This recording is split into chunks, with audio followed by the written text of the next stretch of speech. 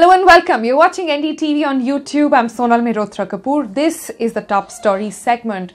We gave you 5 stories to vote on Good Morning India this morning. Let's see what's got maximum of your votes. Well, attracting most votes is the story on women protests against the Citizenship Amendment Act. And from Delhi, this story has travelled to Patna and also Prayagraj. So let's look into that in a bit of detail. Well, Shaheen Bagh we've been talking about for quite some time. Today actually is the 15th and today exactly Shaheen Bagh protests complete full 30 days. It's been a month to women in Shaheen Bagh taking the lead and causing this major resistance in the country against the CAA and the NRC, and taking inspiration from women of Shaheen Bagh. Now protests led by women have broken out in several other parts of the country as well. 2 in specific got the maximum, most amount of people actually gathering together. We're talking about 2 places. One is Patna, the other one is Prayagraj, earlier known as Allahabad in Uttar Pradesh. Let me first take you through what exactly happened in Prayagraj. This is my colleague Alok Pandey, who was in Prayagraj for this report, and let's show you what he found out. In a park called the Mansoor Ali Park, where a protest against the CAA has gone on for about 7 Wow, look at those numbers. hours now. This is almost like what's happening in Delhi's Shaheen Bagh area, where a prolonged protest against the CAA and a proposed NRC has gone on for over a month now. Here, these women, at least 4,000 to 5,000 by my count, have been sitting here on an indefinite dharna for 72 hours now, and they say that this protest will continue till people in the government are at least willing to hear them out over what they say is a discriminatory Citizenship Amendment Act and also a proposed NRC. So you get the gist, right? This is how it's looking like, and we've been talking about it. Even in Shaheen Bagh, for instance, there have been women of all ages. There have been the dadis of Shaheen Bagh, who have become the poster women mostly, and the face of the protest at Shaheen Bagh, older elderly women who coming out and said that we've spent all our lives here in this country. Our parents were here, we were born here, and at this stage of our life, well, we've been asked to prove our citizenship, we've been asked to bring out papers. Where exactly are we going to get them from? Several of them don't come from perhaps quite humble means, not very comfortable backgrounds, where they talk about how in fire they've lost papers, etc. And they find it extremely hard and at this point to be proving their citizenship here in the country, and thus for their kids as well. So the women and the dadis took the lead. Following the dadis were young women who are in colleges, are working professionals, who also turned up on the streets, also young mothers, and that is what really caught on to everybody's imagination. Young mothers with toddlers in their arms have been sitting at Shaheen Bagh, like I said, for 30 days now. Whether it's bone-chilling winter, which went down to almost -1, at times colder in the capital. Remember, December was the coldest winter in almost a century for Delhi. In that winter, they sat out on the streets. When it rained, they were still there. When there were threats that police would evacuate them from that area, perhaps lathi charge, they were still there. And they haven't moved for 30 days now. And we've been doing stories after stories about who are these women who take out all their time, leave aside all the work, and dedicate their time only to a cause. This movement and protest has been apolitical.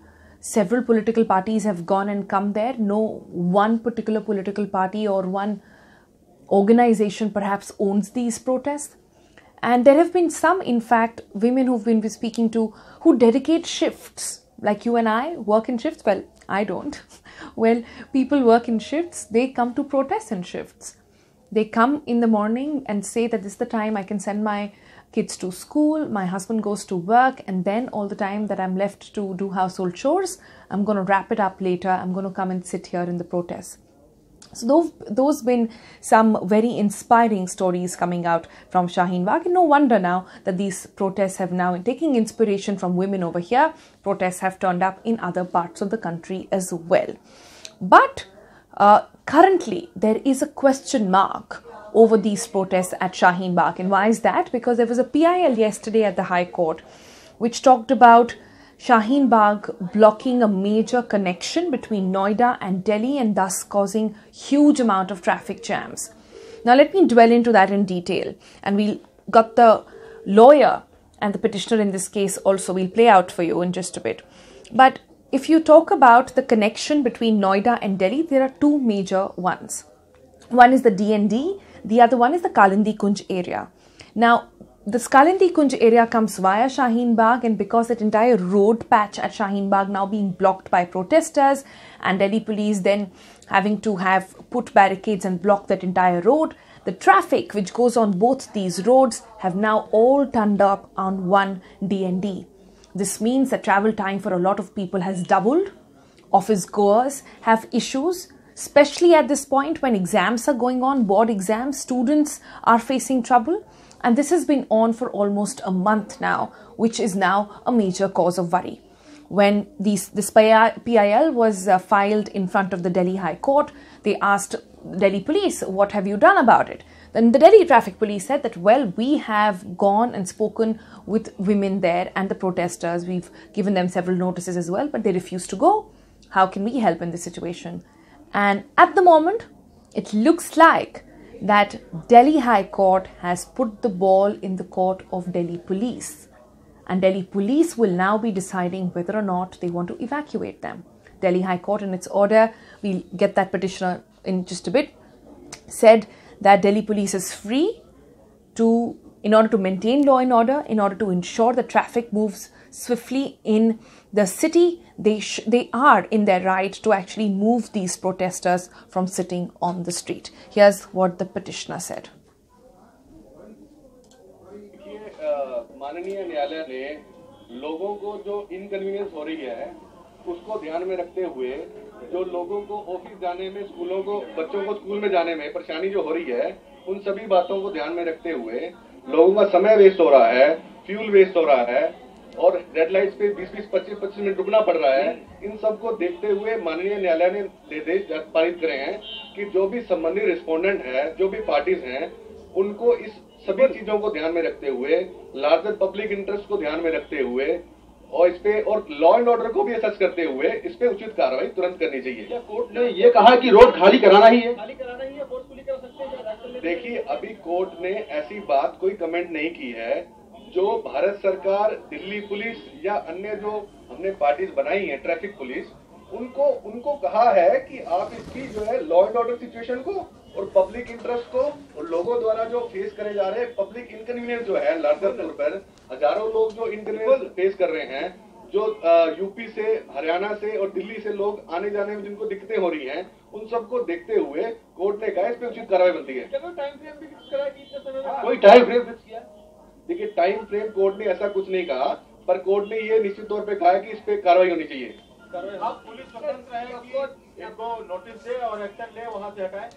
देखिए, पहली बात तो अभी court की order की प्रतिलिपि हमें नहीं मिली है और कोर्ट ने मौखिक तौर पे तो ऐसा कोई आदेश नहीं दिया कि दिल्ली पुलिस इनको हटाए, पर हमने ऐसी मांग भी नहीं की इनको हटाया जाए। हमने तो क्या, लोगों के लिए रास्ता जो रोक रखा है उस पे कार्रवाई होनी चाहिए। लोगों को कोई परेशानी हो रही है, लोगों को क्यों 4-4 घंटे, 3-3 घंटे दिन में 5-5 घंटे वेस्ट करने पड़ रहे हैं, बच्चों को 2-2 घंटे स्कूल में जाने में दिक्कत हो रही है, तो इन दिक्कतों को ध्यान में रखना चाहिए और तुरंत रास्ता खोलना चाहिए।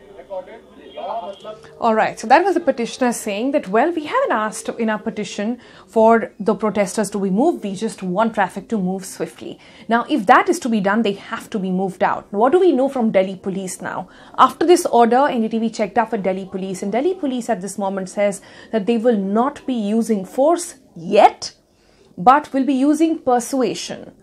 They will try and reason out with the heads and several other protesters there, the leaders there at Shaheen Bagh, and try to make sense that they move their protest perhaps from there or call it off at least at Shaheen Bagh as it's causing huge inconvenience, and perhaps move it somewhere else. Whether or not that will work, we do not know.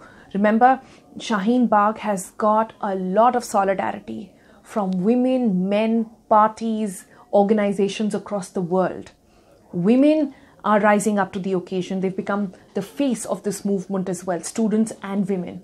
And doing anything forcefully in an area like this will turn out to be extremely sensitive and crucial for Delhi police, which is already receiving a lot of flack from the people on their conduct, on how they acted or perhaps did not act in certain cases when it came to protests against CAA. So the coming days are going to be very carefully watched out. We've got our eyes on Shaheen Bagh 24/7. We've got our reporters there looking at the situation. We'll be bringing you all the details. Like always, you can check out the details on ndtv.com, on our YouTube channel, also on NDTV 24/7, and all the social media pages as well. For the moment, on this very inspirational note that women are actually leading the way, bye-bye.